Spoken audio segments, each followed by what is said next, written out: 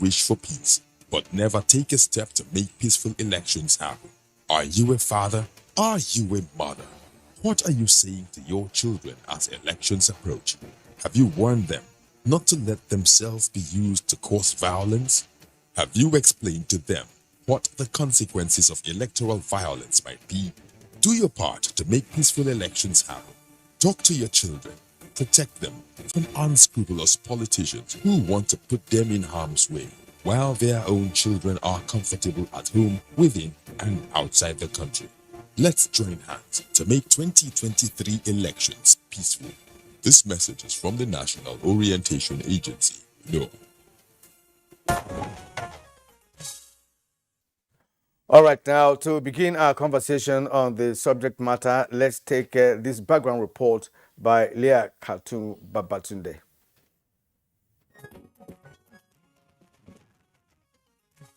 So that is growing because we've had consecutive budget deficits. It's growing because we have a huge infrastructure deficit, which we need to fix in order to create jobs and attract the private sector so that GDP can grow. The public debt stock for December 31, 2021 includes new borrowings from domestic and external sources of 5.498 trillion naira to part finance the federal government's budget deficit. Ms. Onia says borrowings for these purposes and disbursements by multilateral and bilateral creditors account for a significant portion of the increase in the debt stock. Increases were also recorded in the debt stock of the states and the FCT.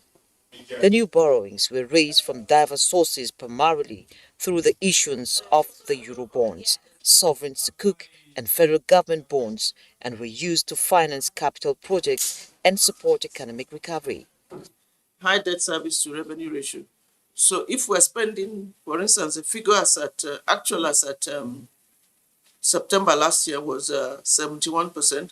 It's high because you have been borrowing. And like I said, debt is not a grant. There's interest. Some even have fees, like the World Bank fees, where again you have commitment fees and all of those. So as debt stock is growing, debt service will grow. So the challenge is, has revenue been growing? At 12.47%, debt to GDP ratio still remains within Nigeria's self-imposed limit of 40%. Measures to increase revenue through the Strategic Revenue Growth Initiative, SRGI, and the introduction of Finance Acts since 2019, the government believes will work for the good of the economy in the meantime.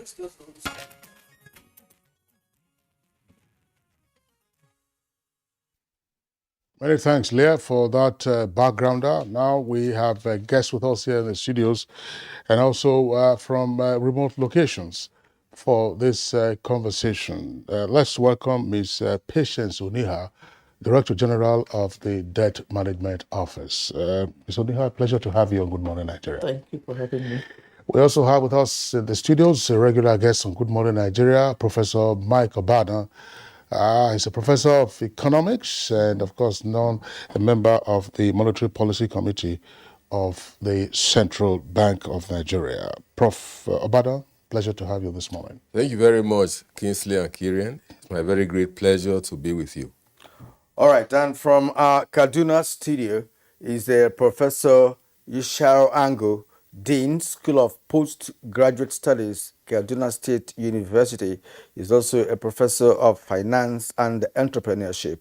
Good morning and welcome to the program. Good morning, Kirian, and it's a pleasure to be here. Thank you.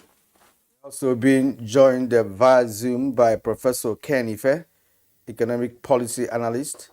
It's a pleasure, Professor Ken, to have you this morning on our show.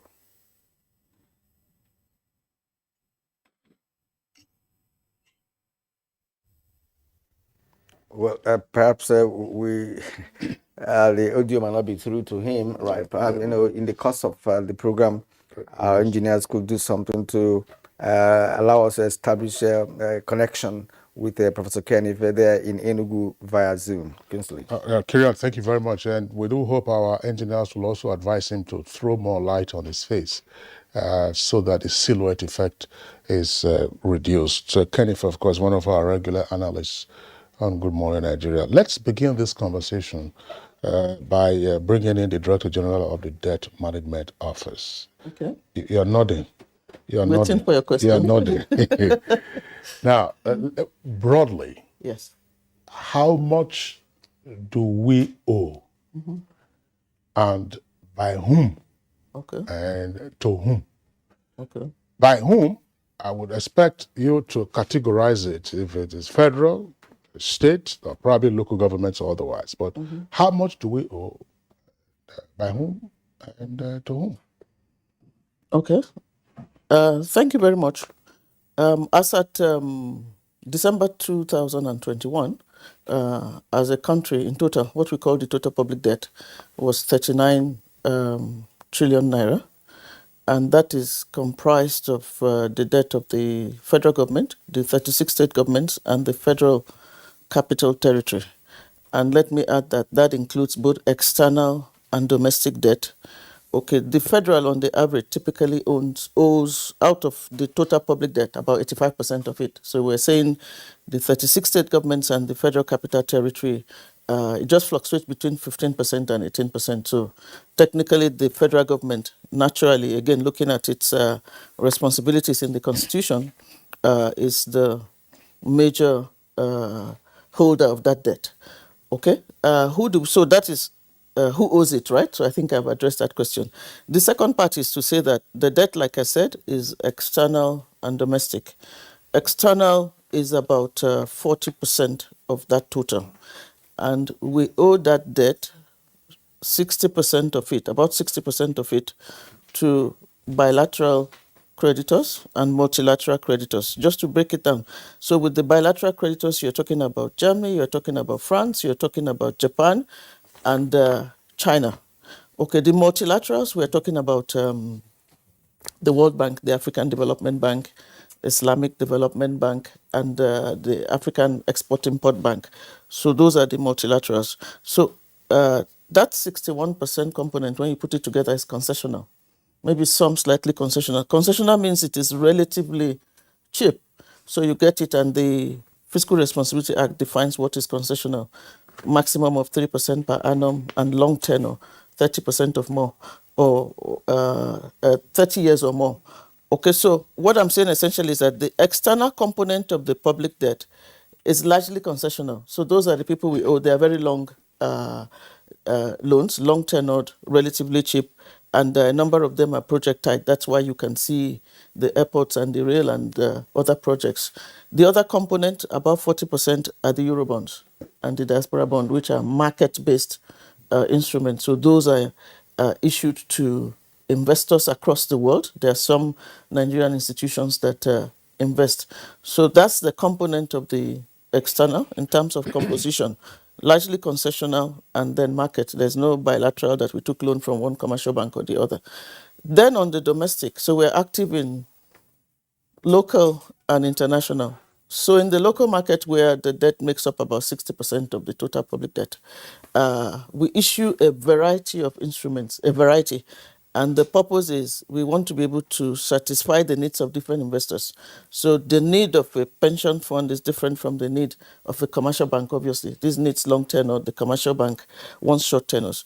So we have in that 60% that is domestic, meaning they are all denominated in Naira, the bulk of it is our flagship product, which is the federal government of Nigeria bonds. And for that one, we have tenors of up to 5 to 30 years. So that's spread out as well over time.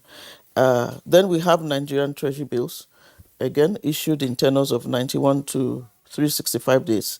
And then we have our recent product, when I say recent, since 2017, the Sukuk, which is evident everywhere. We have Sukuk, we have green bonds, and I will not fail to add, because we sometimes miss that, promissory notes that the government is issuing to settle arrears. So those are not borrowings. We've issued about 1.5 trillion of that, and we include it in the public debt, but some have matured. So those are issued to people that the government is owing. The other products, federal government of Nigeria bonds, treasury bills, those are issued to the market. So whether it be banks, pension funds, foreign investors, it is available to the investing public, local and international. So that's the summary of the debt portfolio. Thank you. All right, thank you. Professor Burden, you've just listened to her, and some economic experts are of the view, really, that the debt to GDP ratio, still remains within the Nigeria's self-imposed limit of 40%.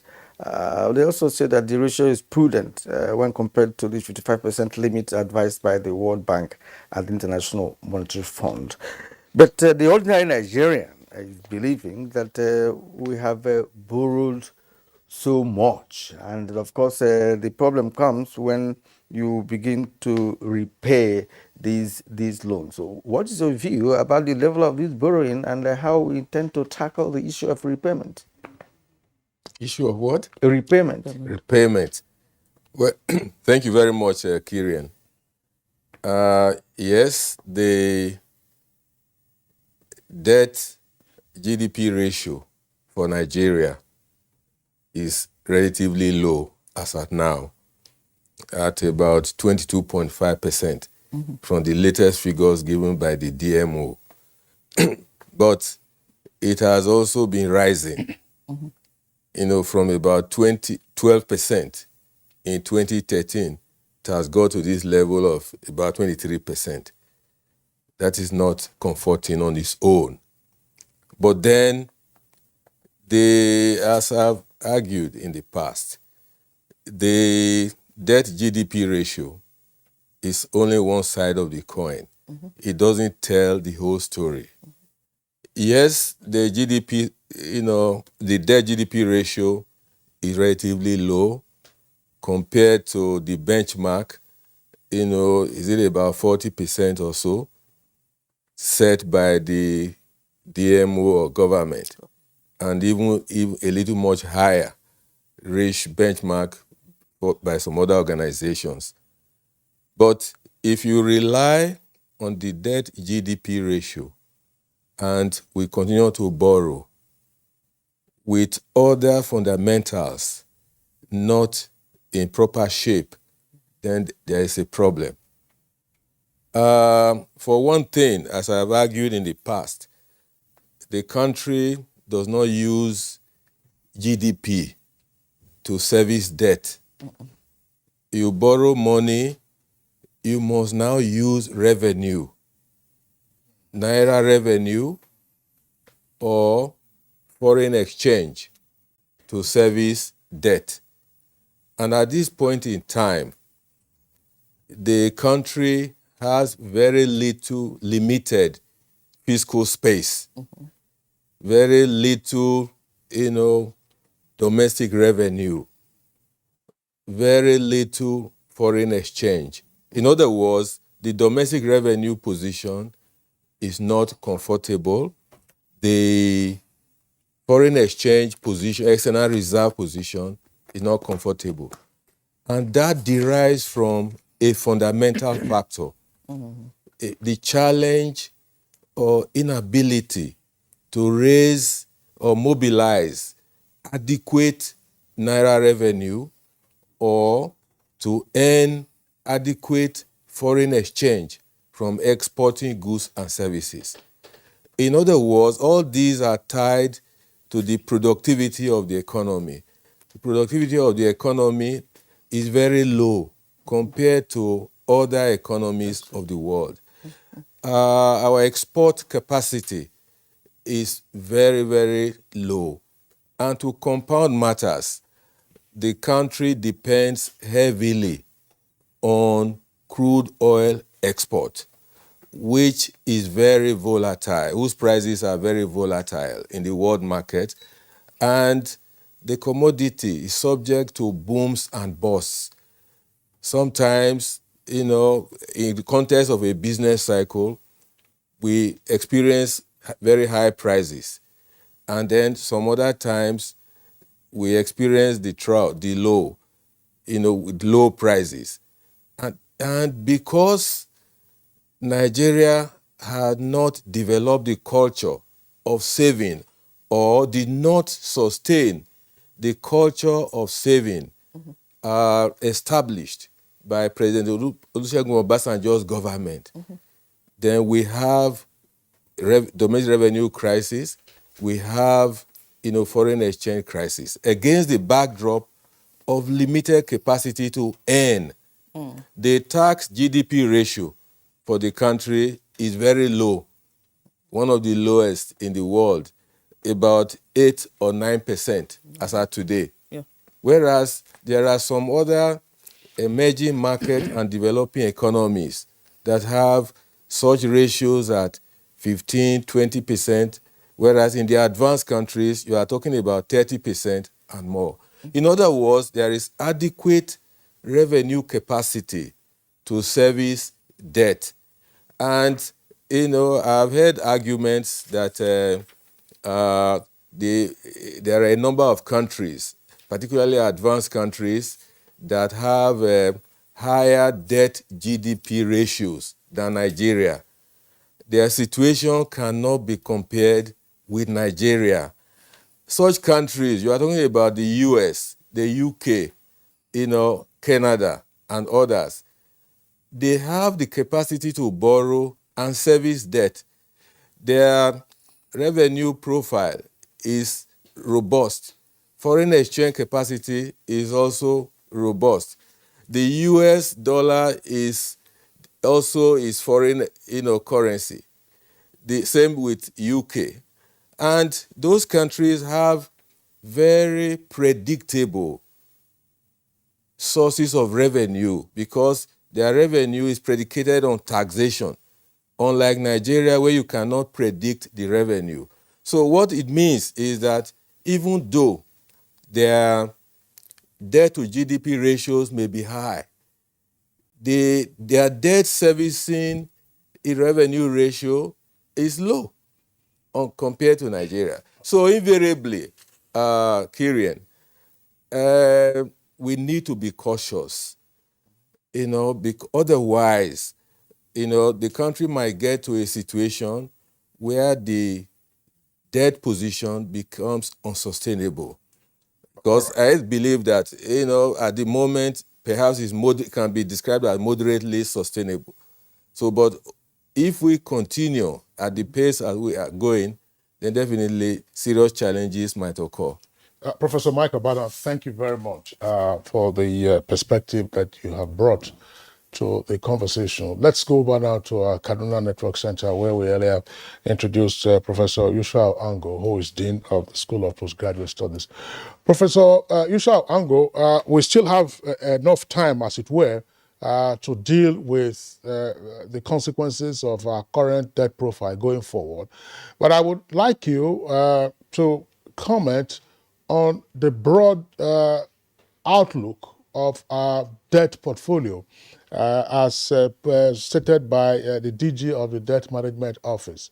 You saw the way I'm sure you listened to how she categorized it, how much we are owing, by whom, and to whom. What is your view about this and the sources from which we have borrowed, plus, of course, the issue of, yes, you are a debtor, how do you repay?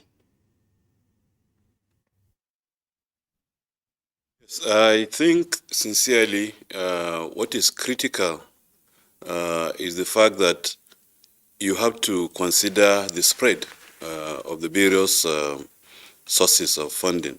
First of all, from what the DG said, we see that 40% of this is from the external sources. Even among the external sources, is also spread between multilateral and bilateral sources. And that is important, and looking at the tenor. But again, she stressed one point, and I think that is the challenge, the issue of servicing, paying interest, even though, of course, there are very low interest rates, largely, especially with the multilateral loans that we have taken, but servicing is an issue. So in terms of spread, is well spread between domestic and external. It's also well spread between the various products, if you look at it clearly, which means there may not be so much stress, because you can time it looking at your annual and maybe midterm analysis that the DMO does from time to time to ensure that we have the capacity to honor our obligations. Now, having said this, the point has been made, that our challenge, we have two challenges, and I think the DMO also, the DG mentioned it in something I read earlier, that we have two challenges. We have one challenge of revenue, and we have a challenge of infrastructure.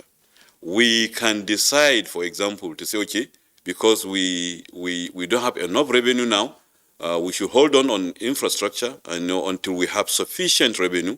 We'll not stretch ourselves too much. Or we can decide to move both ways. And I think that is what they are trying to do. Now, of course, like you said, we'll discuss the issue of the revenue to GDP, which is a major constraint. But as a nation and as a country, we also have to understand our situation. Now, we have had a lot of challenges. We have this mono-product economy. Yes, we have had it. But we know that in the last 5, 6, 7 years, 8 years, we have been trying to do a lot in terms of revenue profile of the country, in terms of general inflow of revenue coming to the country. We realize that in terms of revenue, we are diversifying. The economy is actually diversifying.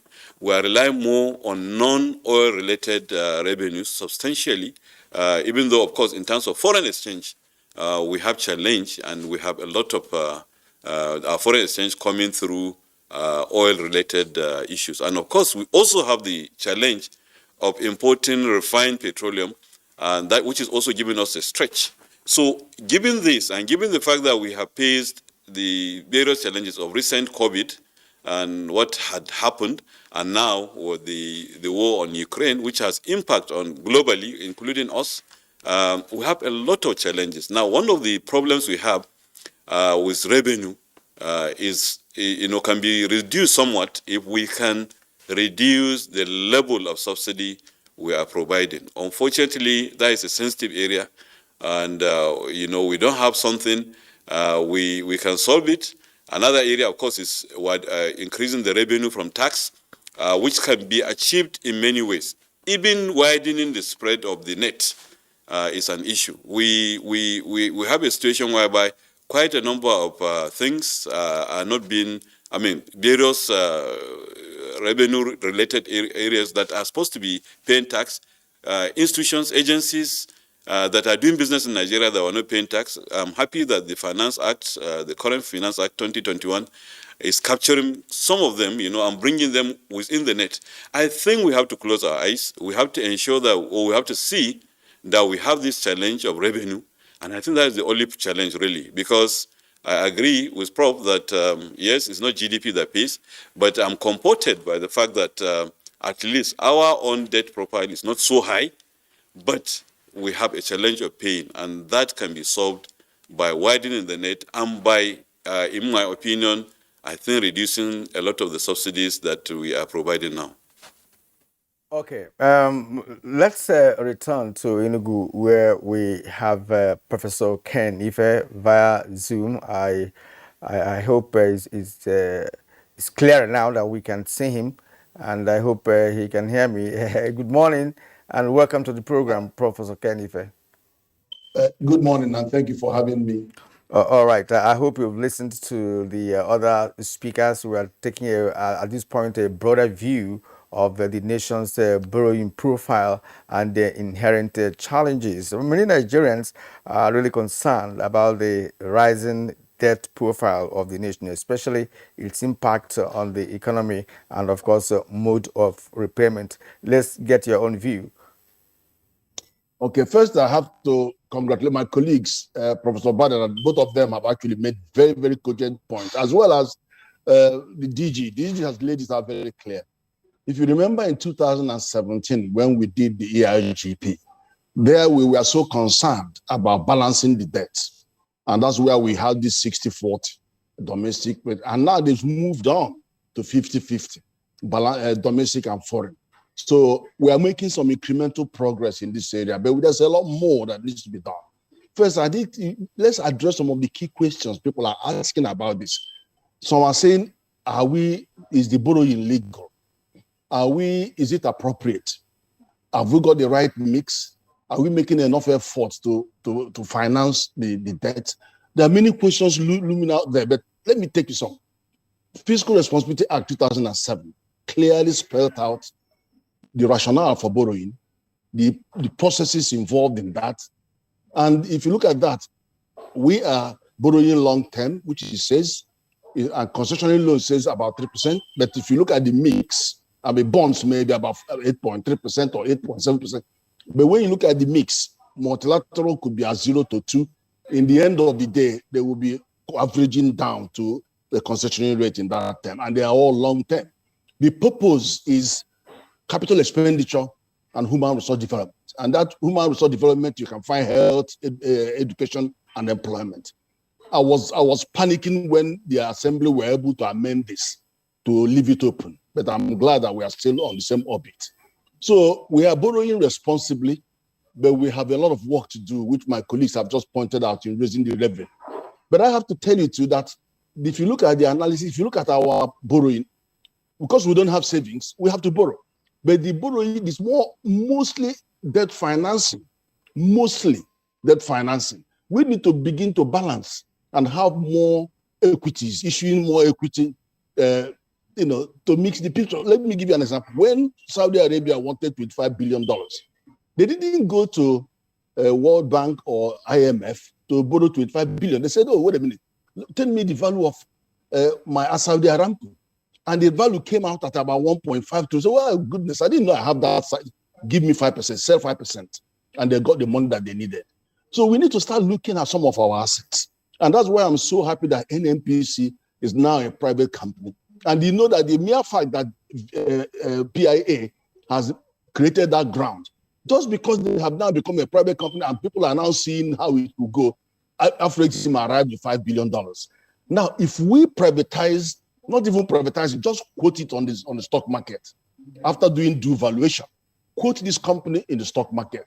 And if, for example, you come up with a value of 30 trillion or 20 trillion, ask for 20% of that money or 30%, you will have so much money to be able to say, let's put a stop to this. We use our own equity, we issue equity, and then use it to start paying. Then the second part of this is also you can see how central bank is being sucked in many aspects of this. We've got the infrastructure concession company, which has been capitalized by 1 trillion, heading out to market to raise 15 trillion. That's a domestic challenge.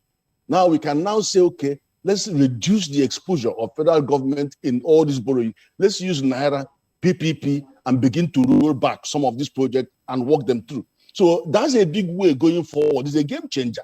And then you also see many other ways the government look at the impact of this borrowing on price stability. Just look at the impact. If the NNPC should be sending about $3 billion every month to CBN. The whole of last year, they didn't send anything.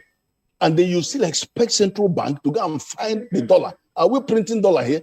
To find the dollar to finance all of those. So they all have impact on price stability. That you borrow the money, we'll still have to find the dollar to pay the dollar-denominated loans. So, it becomes a vicious circle. So from what we are saying, I like the idea of the strategic revenue mobilization initiative because it is actually making us go and close the holes and plug the holes. You've seen some of them where we are looking at the service sector and looking at the various, the mode 1, mode 2, mode 3, where you could be outside the country and then run some satellite-based service in Nigeria and make money and go bugger off with the profit. Or mode 2, where you can come in here, do business, carry the thing and go away. Or mode 3, where you come and settle. So now we are plugging it. We are now going out for all sources of revenue that we can get. So we are maximizing on that. So the answer is, I think, in large part, what we are doing is legal. I think we need to raise the money because we don't have any savings. We got to borrow. And I think the GDP tells you something. Those who are rocking like Japan, 222%, 223% GDP to debt to GDP ratio, those they are getting that and getting away with it because they have revenue, which is Professor Bada has mentioned, but they also have infrastructure. It is the infrastructure, the level of the stock of infrastructure in Nigeria is about 23%. So if you don't have infrastructure, don't expect investors to be coming to you. So they go to places where they have infrastructure. So that's why they're attracting them more. And that means more inflow of foreign exchange. So we can get those, but we could from what we are now going to be doing with the likes of infrastructure company. So it's a very tenuous situation, but we need to borrow because we have three existential problems, challenges. We have the insecurity in the political zone. If you do nothing and you have to finance them, 22% of our budget, defense budget, is defense. If you do nothing, they will overrun us like Afghanistan, and many people won't even have where to go. The second one is the existential problem of COVID. What are you going to do? You sit down and watch and worship money when people are dying. It's a matter of life and death. If we have to borrow, we have to borrow. And eventually we have to borrow to get out of recession within 1 quarter. Then now unemployment, look at the level of unemployment. It's so embarrassing that even though it's 33.5% on average, the young people under 35 years, who are 75% of our population, just haven't got a job. Only 7% of people coming out of university have job. So CBN now gets in, just like Federal Reserve Bank in London, in America. They're going to prioritize unemployment and also diversification. They want to build an economy and then find the appropriate monetary policy mix that will support that. So not the other way around. The need to borrow is there. And then we are borrowing, but let's spread the basket and then get more issuance of equity than debt. So that is, we need to get to that balance. And I'm sure that Madam is listening to this because my colleague Ayo has also been raising it, and we will dwell extensively on this matter when we were restructuring Ministry of Finance Incorporated, and we are heading out to go and make sure that that is the way we have to go. Thank you. Professor Kanife, thank you very much there for the key points that you have raised. Let's come back to the Director General of the Debt Management Office. I know that you may wish to respond to some of the issues that they have raised, but I want us to take a step back and try to put this in historical context. Nigeria never used to have a debt management office. Yes. Now, the debt management office arose as a result of the debt crisis that the country faced in the 80s and 90s until just about 15 years or so ago, when we exited the London and Paris Club indebtedness. Yeah. And the debt management office was then created, as it were, to be the gatekeeper of debts, sovereign or there's nothing like sub-sovereignty, let's say subnationals, right. and the sovereign debts. Tell us, from the numbers that we are seeing and from the comments that the guests have made and also the view from the street, how challenging has it been trying to keep the gates of our indebtedness? Professor Michael Badan says that, look, our current debt indebtedness is moderately sustainable. And the issue of debt to GDP isn't the only factor to consider. Look at other fundamentals and our capability in terms of repayment. Professor Kanife, as well as Professor Ayusha Ango, argue almost similarly that we are borrowing responsibly, but that we have a lot of work to do. Okay, thank you very much. I think the three professors have made very significant contributions. But I think the summary of what they've said, before I come to your question, is that we have very fundamental structural problems. Professor Badan talked about low productivity, low export base. The other issue talked about also you have a low infrastructure base, even if you look at social infrastructure like health, for instance, or education. So there are very fundamental structural and economic issues which impact on the borrowing that we cannot ignore. And we need to deal with those. I think I also heard the issue also about the impact of subsidy, for instance, on borrowing. You know, we're trying to amend the budget because of that. So I think we should not, one of the first points I want to make is debt doesn't drop from somewhere. It's the fallout of all of these aggregates when you put them together into the budget, which we all know. So let me address, first of all, try to change. I'll come back to your first question. Let me try and change the narrative a bit. So we hear the average man on the street. Of course, I'm also Nigerian, so that debt also is I'm also accountable for it. Forget about my position. Look at my citizenship. Okay, so we seem to be the narrative has just been focused, even though we have tried to change it significantly, on debt to GDP. From 2017, if you look at our various uh, analysis and write-ups, we always talk about revenues. Okay, so we publicly say that, whether it's in a press release or in an interactive session like you showed, we talk about debt service to revenue. We are not keeping it aside, but somehow the narrative has been focused on rising debt and low debt to GDP. No, we talk about debt to GDP ratio because it's one of the measures of debt sustainability, but we are openly talking about debt service to revenue, and we should not ignore that. I've been very vocal about raising revenues, diversifying revenues, and also going all the routes of PPP, because really we don't even have the capacity or can't access all the funds we need to improve infrastructure. So clearly some things have to be done. So I'm very grateful for all the opportunities that have come, and we talk about them. We need to look at revenue. So really, I would have been, it would be good for us as a nation if we face all of these issues and decide, let's shift the narrative to revenues. Let's all begin to focus on revenues, because long term, that's what will reduce the level of new borrowing, because obviously you are generating your own money. So reduce your new borrowing, improve your debt service to revenue ratio to bring it down. And then thirdly, it will create the savings that you want, which you should have as a country. So I think the narrative should shift to revenues. We should be each and every one of us should be advocates for revenues, because it has an extremely strong impact, not just on debt, but on the fundamentals of the Nigerian economy. So we need to focus on that.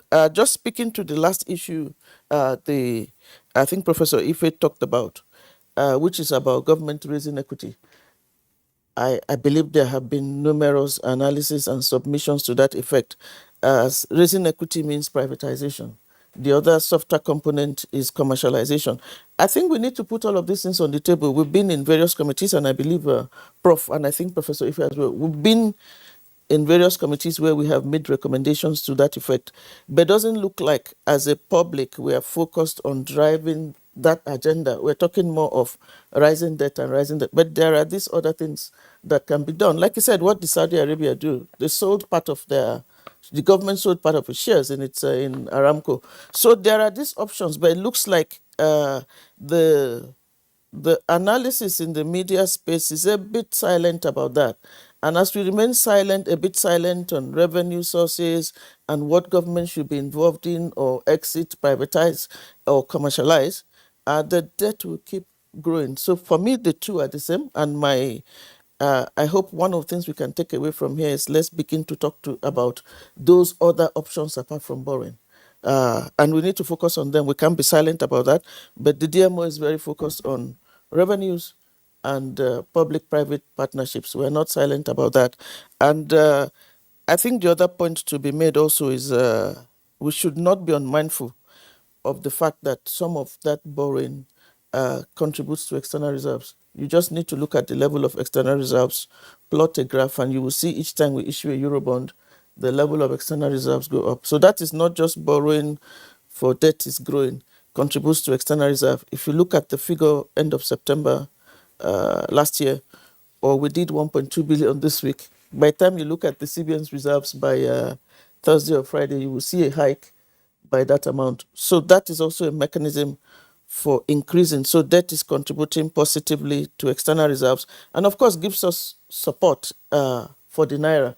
So there are these other things we are not talking about. The narrative is rising debt and debt service. No, as a country, we should begin to look at the fundamental issues, and when we address them, then we can take care of those. So speaking to the question about DMO being a gatekeeper, yes, the act establishing, like you might say, the DMO was absolutely a child of necessity, but it's also good to say that there are DMOs in other countries, including the UK. The US has a different nomenclature for it. I would say that in terms of being a gatekeeper, so some of our basic functions, we do them, like keeping the public debt data. You know, that was one of the reasons we had a problem with debt. We didn't have data. So we keep the data, and for the benefit of that data. And one of the good things about keeping the data is also publishing it, which is why we can talk about public debt. We can all have very robust discussions around it. So we keep that data. But we also conduct we use two tools from the debt management office. We have a medium-term debt management strategy. It's one thing to approve a borrowing, but how do you go about it? So we have a 4-year strategy which is approved by the Federal Executive Council that says this is the strategy for borrowing. And one of the key components of it is that, we would maximize what is available from the concessional sources to keep debt service low. But the very important one, I should say, well, equally important, is the debt sustainability analysis, which is what we're talking about. Is debt sustainable? So that is done annually and published on our website. And we involve other stakeholders. So the CBN is quite active because we take a look 20 years into the future. What will exchange rate be? What will the level of export revenues? What will inflation rate be? We do all of those, and then we tell the government, based on this and the 40% limit, over this period, really, this is the maximum that you should borrow. Okay, so that is done in terms of being gatekeepers. But I also like the point that, which probably explains also why, when you look at everything, debt to GDP is still below 40%. But really, the challenge is revenue. And like I said, we have to shift that narrative to revenue and other things that we can do as a government to reduce government expenditure, okay, as well as generate, if you privatize, you generate revenue. And then the things that we're doing with the Strategic Revenue Growth Initiative and the Finance Act, we continue them. I hope this medium will be one of those opportunities that we can begin to use from now on to sensitize Nigeria towards those issues. He made reference to the fact, for instance, if you have COVID, to start with, we haven't probably invested as we should in healthcare. What do? Nothing? You have to do something. Or infrastructure. Just look at the level of expenditure that has gone into infrastructure, the improvements. What should you do? How do you attract capital in a competitive environment? There must be the basics and the fundamentals. So we think we're on a journey, but quite candidly, if I may summarize, there are structural issues that we need to deal with, and then we can begin to move on. Thank you. Okay, Professor Badan, I think you may like to speak to some of the issues that she has raised, some fundamental issues that she has raised, and you may add this to that. There's nothing wrong in borrowing, as you have all said, and that we are currently borrowing responsibly. But there are many nations that have borrowed in the past that got suddenly industrialized, like Brazil, for instance. Yes. Now, Nigerians may be asking this question. Where do the monies borrowed go to? Yes, we have infrastructure. We are building rail lines and what have you, road construction, and what have you. But the most important thing is this. You have mentioned the actual idea that, we have to focus on revenue generation, right, to be able to service the debts that we owe. Are you satisfied with the deployment of the funds that are being borrowed from the different sources that you have mentioned here? If not, what should the government do to perhaps ramp up revenue generation locally to service this debt? And is it not important to think towards deploying these funds towards industrialization for us to now have facilitated revenue generation through industrialization in the country? Well, thank you very much, Kirian. Yes, let me say that. And I agree with the perspective shared that the current government has been borrowing responsibly to the extent that borrowed funds have been targeted to different kinds of infrastructure, capital projects to bridge the infrastructure deficit. But it had not always been so. Kingsley made reference, some time ago to the debt crisis of 1980s, 1990s, up to the mid-2000s. That's right. Where the country got a reprieve through debt cancellation, from the Paris Club, and eventually settled the London Club debts. borrowing at that time could not be said to be responsible. It was, uncontrolled, indiscriminate borrowing. I remember a study done by the Federal Ministry of Finance in the 1990s on the use of external loans in the country. The findings were not palatable at all. It was found there was evidence of diversion of borrowed funds from abroad to the extent that the projects to which some of them were supposed to be deployed were never found anywhere. Yet the loans were completely drawn down, which means the money went somewhere. Some of the projects were, commissioned and working in fits and starts. Others were at different stages of abandonment. So such scenario could not be said to represent, responsible borrowing. But the present situation has changed somehow. At least we see the various roads, like the DGDMO mentioned, the use of sukuk, bonds, green bonds. We see the roads and the signboards and all that one. But the issue of deployment of borrowed funds to industrialization, well, if we deploy borrowed funds to developing world-class infrastructure, railways, roads, airports, seaports, and all that, those are factors that promote industrialization. Ms. Patience, made reference to it. They are enabling factors of industrialization. They are what investors look out for. If they put their money here, will the money be productive, and so on and so forth. So invariably, if we're able to get a good handle on the country's infrastructure deficit, it will, catalyze industrialization and other elements of development, in the country. Professor Mike Abada, I'm Yes. sorry to interrupt you at this stage. Yes. Because Professor Ken Ife is having to leave us in a few minutes. Okay. So I want to go back to him at Enugu, where he's with us via Zoom, and ask him a question so that we will, of course, have the benefit of your continuing presence in the studios here. Professor Ken Ife, I would also like you to weigh in on the issue of what we are borrowing for and how we can recoup and, of course, have something to save. There's just one point I would like to take. I know you've also talked about equity, which would be that commercialization or privatization. We've had issues with privatization in this country, no question about that. It's not been all salutary all around. But just look at one basic thing. I don't know how all of this fits into our borrowing and debt management. One, we say that, okay, we're spending a lot also on subsidy for refined petroleum products. Until recently, when contracts were awarded for the fixing of the Port Harcourt, Warri, and Kaduna refineries, there seemed to be no focus whatsoever on borrowing to fix those refineries so that, one, we stem the leakages on our foreign reserves and then also stem the leakages on subsidy, ultimately.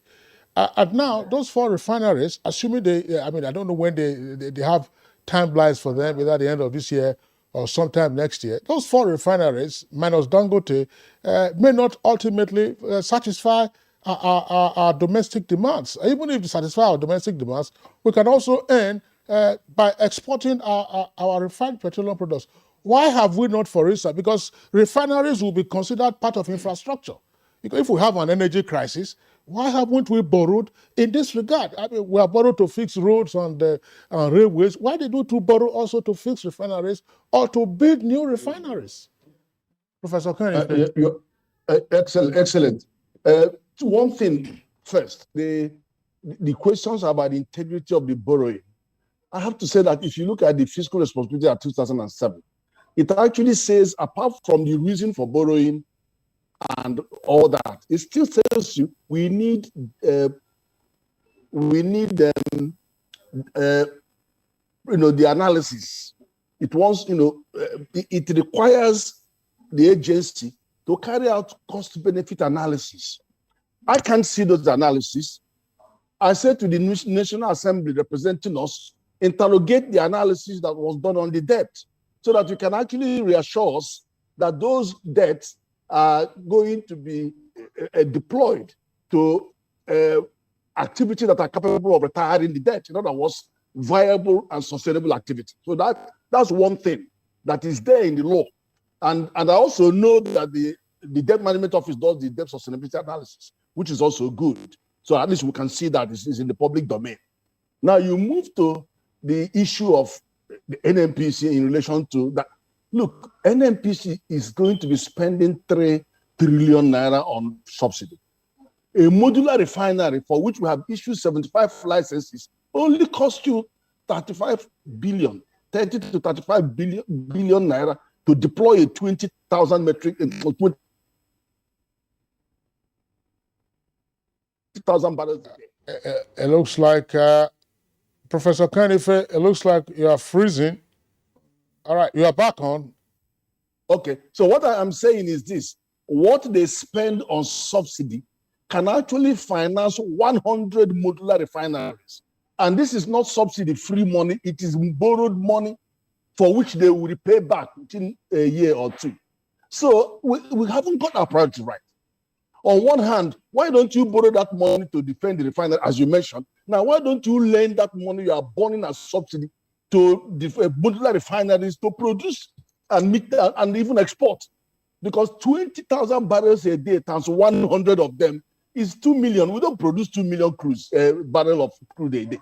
So you have the capacity and the resources, but the resources are being directed to a different purpose, and it's not a sustainable purpose. So we know the answer. And that's why I'm saying to you, having this company, NNPC, as a private company is one big way, giant strike. Get it to the capital market and quote it there. And then let us find out the exact value of this company. And then you see how we can get back much of our money from this and then make them even more aggressive in delivering public goods. So let's get our money from there. We can get up to 10 to 20 trillion naira from privatizing part of NNPC and use it to sort the problems out that have been created. We're not getting foreign exchange. We're not getting foreign exchange from them to be able to service the debt. We'll continue to borrow a dollar because we need dollar to show up our reserve and at the same time service our debt. So, it's a catch-22 situation and it's not intractable. We can deal with it. Professor Kanife, at this point, we'd like to thank you for your contributions this morning on this edition of Good Morning Nigeria. We hope to see you again next time when we bring up issues concerning the nation's economy. Thank you very much indeed. Kanife reached us all the way from Enugu via Zoom. You're watching Good Morning Nigeria. And that's an issue he actually raised, Kinsley, which you and I anchored when we discussed the issue of modular refinery, like you said, 75 licenses were issued. In one of them, which is functional, in Imo State, for instance, we were told that they are basically producing diesel. AGO. And not necessarily PMS. So we were wondering as to why that, because it's cheaper to produce, that they need a residue for them to engage in producing PMS, and it's going to be more expensive for them to do that. So what is the essence of now approving modular refineries? That will be a topic for another time.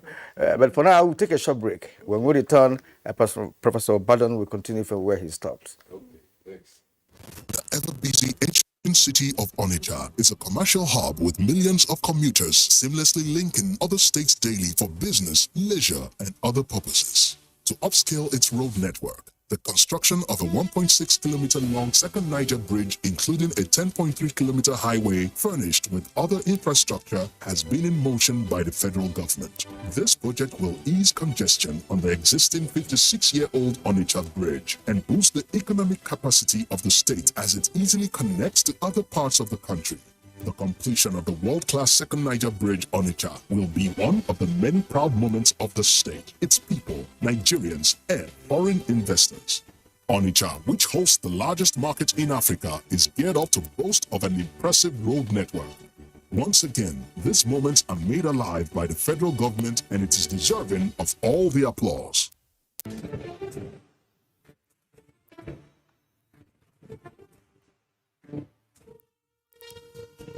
Finally, the hero of Nigeria's democracy has arrived. He shall usher us into a new phase of development, peace, and prosperity. He is the father of the new Nigeria, His Excellency President Muhammadu Buhari, GCFR. Welcome to another season of giving Nigerians hope yet again. We are sure of a great future for both ourselves and generations yet unborn. We look forward to your leading us as a nation into our manifest destiny. Though the challenges against us as a people are many, we know that your leadership shall set us on the right path to our greatness. A new dawn beckons on us all, and having you as our president is a precursor to this. Thank you for believing in Nigeria. This message is from the Nigerian Television Authority, NTA. Our pastors, our imams, in every church, in every mosque, please realize that in the course of praying for peaceful and transparent elections, we all have duties beyond prayers.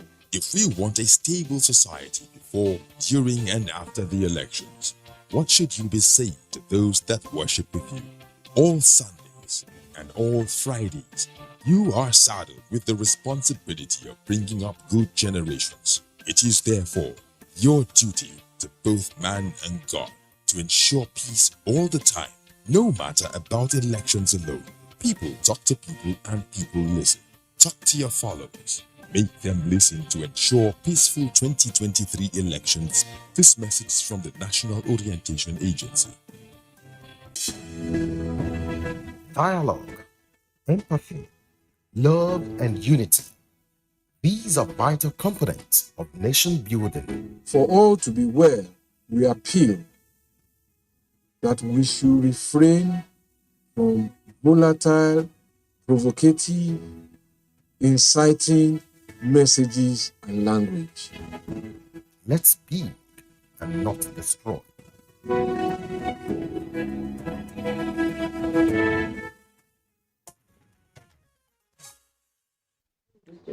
All right, you're welcome back. You're still watching Good Morning Nigeria, the network service of the NTA. Now let's return to Prof. Prof, you were, making a contribution towards the adequate utilization of monies borrowed from different sources and the right way to do it. And before Kenny left, he also raised a very important issue as to the fact that we are not prioritizing properly. So what are the issues there? Well, thank you very much, Kieran.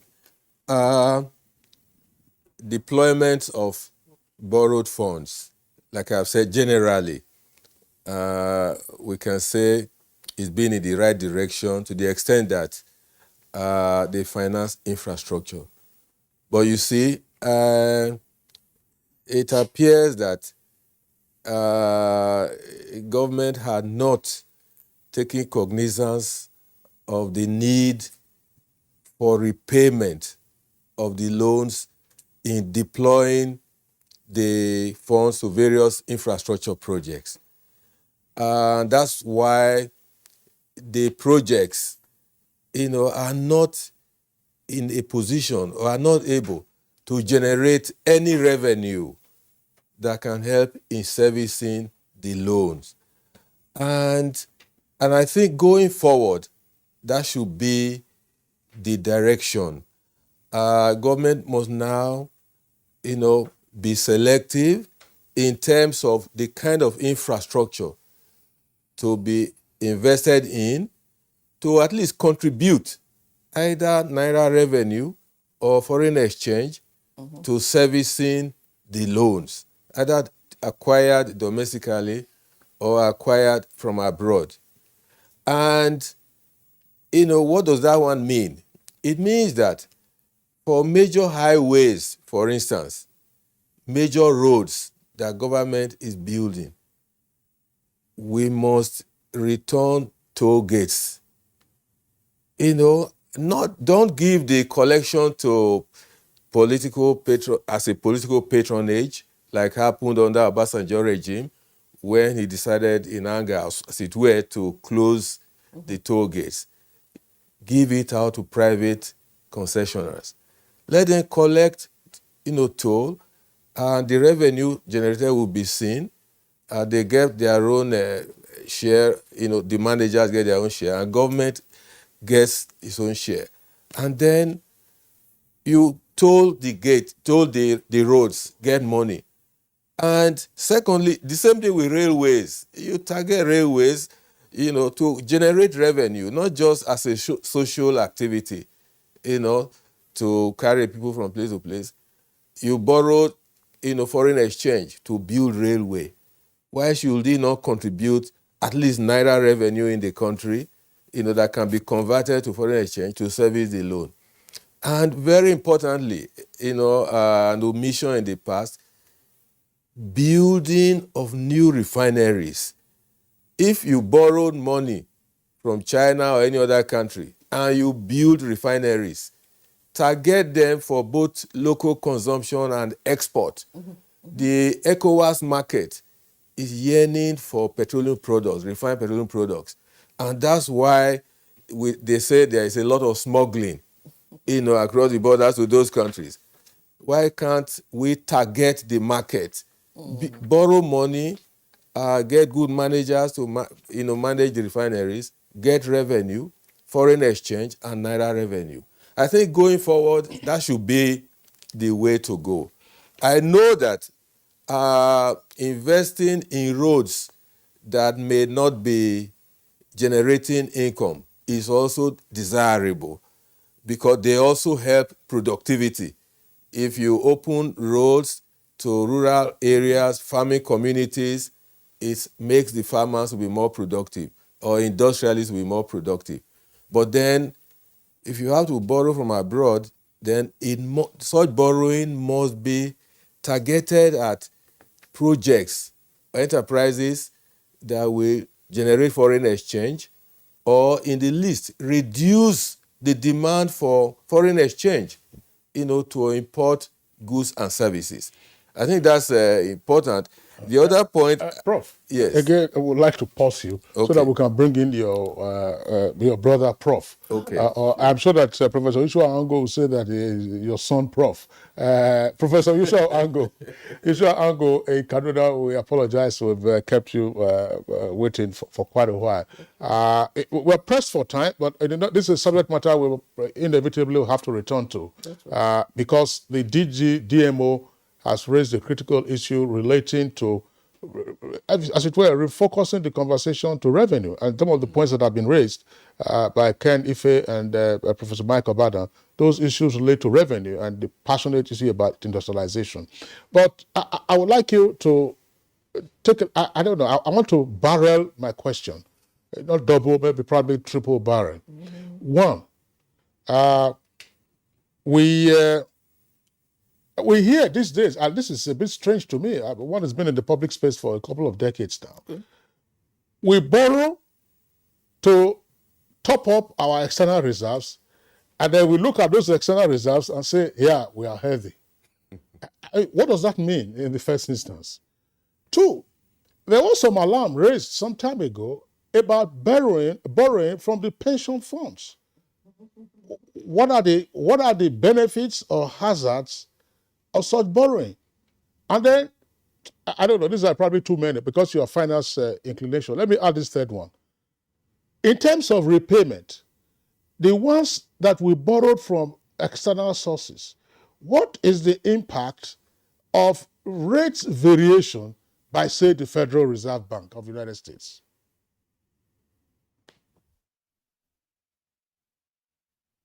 Well, thank you very much. Let me try or attempt to take them one by one, not necessarily in the same order. If you look at the volume of borrowings that we have, maybe first of all, let me even react to something spoken to by, you said my uncle, pertaining to the deploying the borrowings. Now, it does not in this case, I may have to disagree a little bit. You see, yes, certainly we should deploy as much as possible the funds that are coming in to areas that are productive, to areas that will be able to repay the loans. However, in terms of loans, when you are deploying or you are applying or you are using those funds, you are using them to stimulate the economy. The DMO and the economy itself has done very well in that regard in some respects. Take the skook, for example. Is like he said, it's very obvious. We have used the skook specifically, for certain projects that we can see. Now, whether or not we put toll gates there, whether or not these things will generate some economic activities, and those economic activities will have various ways of stimulating the economy and getting the economy to work very well, such that funds will be available, to repay loans and things like that. Now, he gave the example also of the railways. I remember either in this program or something like that, we have had an interaction with the Minister of Transport then and the MD of Nigerian Railway Corporation. And they were saying, for example, that the loan they took, the first one from China, which was to build the Kaduna-Abuja axis, actually they were making enough money that they were able to put such monies, pay repairs of some of the loans and even have some reserve. So basically, it means if we invest more in infrastructure, we are going to get there. Now, I have even missed some of the questions you raised because they were, like you said, triple barrel. But this is one aspect that I thought I should comment on. Maybe you can remind me on the other one. Now, Prof, very quickly, the questions were in three parts. Of course, the other guests will have the opportunity, if they wish, to also respond to them. One, I said we are said to be borrowing from the pension funds. What are the issues with that? Second point, that we borrow and then we use it to top up our external reserves, and we look at our external reserves and say we are healthy. And I say, what does that mean? Third question has to do with the impact of rate variation by, say, the Federal Reserve Bank on our indebtedness. That's to say, the volume of those debts denominated in foreign currency. Now, the pension fund certainly is in my opinion, is a very good medium through which we should borrow, especially for infrastructure. You see, these funds are long-term, and they are accumulating continuously. And the whole idea is that such funds should be invested, and there should be returns so that the pensioners will benefit from it long-term. So I will want to encourage, and I will want to recommend that as much as possible, infrastructure that can be financed, using such funds, especially locally, especially the pension funds should be utilized. I think it's in the best interest of the pension funds, and it's in the best interest of the stability of the economy as well. Now, in terms of variability of rates, with regards to funds that are received from some multilateral agencies, well, the DMO is here. Maybe they can say it better. But like she said earlier, the funds are long-term in nature. Most of them are long-term, and the rates are clear based on the Fiscal Responsibility Act and based on the various acts of the country. So variability is not a major challenge. I think probably I don't know whether you're talking about now changes in terms of exchange rates. If it is changes in terms of exchange rate, naira to dollar, given the fact that you have taken some money from some sources, and now you have deployed the money, and you are getting revenue in naira, and there are exchange rate issues. Those are issues, those are challenges that are likely going to continue. What will solve and reduce that, sincerely, will be diversifying the economy the more, closing and ensuring that areas where we have leakages, we have some areas where foreign exchange comes into this country, some governmental agencies. where there are leakages. We have the TSA on the Naira side. We should also, of course, I believe we have also on the dollar side. But then those agencies that are generating, as much as possible, we must ensure that they remit properly and adequately and they account for it. I think that will reduce it. And then also in terms of, I believe I want to suggest as much as possible, whatever we want to drive, especially with the industrialization aspect of it, which was commented by Professor Obadan, we should encourage private sector participation. Yes, I know that many licenses have been given for modular refineries that have not taken up. But then, whatever it is, we should not expect government now, aside from doing what they have what they are doing in terms of revitalizing these refineries. Now, the next step should be to privatize them, just as proposed by Professor Ken Ife, but not, I mean, to privatize NNPC as a whole. I think that is what will help diversify the economy, widen the sources of foreign exchange. I think that is what will strengthen our economy in terms of the exchange rate. I also think that private sector participation would be what is desired, like what Dangote is doing. So the same thing should be done with the refineries, and that will reduce the pressure on the dollar. Now, in terms of when we borrow, for example, and then it improves our reserves, it's actually a book issue. You know, the moment you borrow, there is a credit coming into the economy. The money has come in. It will hit your reserve. It will look as if it is on the reserve. But when you utilize it, it will reduce the reserve. So I don't think that is a permanent thing. It is a continuous thing. So long as it's just like a going concern. You know, when you are a business, you are doing business, things will come to you just because you are going concern. The same way as a nation, when funds come to us, at that moment, it will show as if we have higher reserves. But in actual sense, it's just a transition. You know, funds are coming into the economy. When they are utilized, they will come down a little bit. That is what I think will happen, in my opinion. Okay, DG, maybe you can come on that. You can speak to some of the issues here. Yes. Because that Okay. question, is the triple Barrel. What we won't count it, but we'll respond. I think let's take the issue of reserves. So the raising money through Eurobonds, those are tenured funds, anywhere from, so far what we've done, from 7 to 30 years. It means you have the dollars, they come in now. It can support your economy, support the exchange rate, and of course, and then imports, yes, but you have a long time. So the assumption, and I think we have to get there, should your economy remain as it is now, in 7 or 30 years, you should be stronger and healthier, where you are in a comfortable position to repay that loan from export earnings. That's how companies do it. They borrow. Equity is usually smaller than loans for big companies. They borrow, they're able to turn it around, repay that loan, and continue in business. What are our exports? Well, that's what I'm saying. So we have to decide. That's why I say many of the issues are structural, they're fundamental. We can't sweep them under the carpet, but it does serve a purpose right now. We talk about borrowing from pension funds. The government does not borrow from pension funds. We issue securities to the general public. We offer securities publicly, whether it's FGN bonds. Banks subscribe, insurance companies subscribe, pension funds subscribe. So it's not a loan. They invested in a security that is listed on the Nigerian exchange and the FMDQ Securities Exchange, and they can sell it if they want to. They don't need to come back to us to raise capital.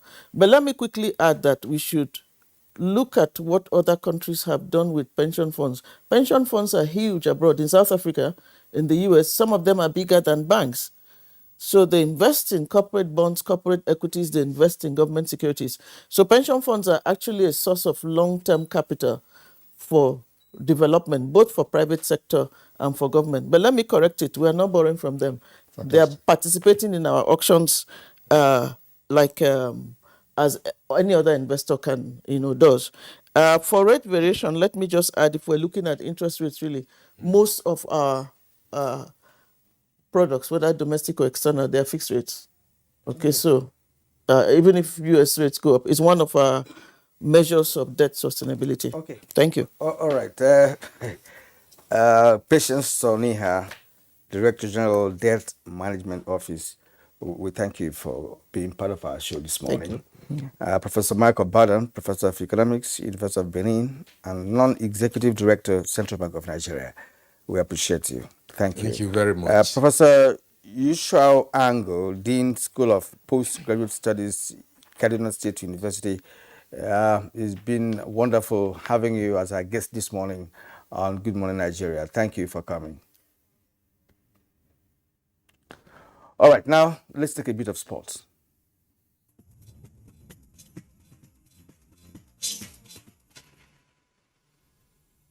Nantes winger Moses Simon is the latest player to hit the Super Eagles Abuja camp ahead of the 2022 World Cup doubleheader against Ghana. Simon's latest arrival means there are 13 players currently in the Eagles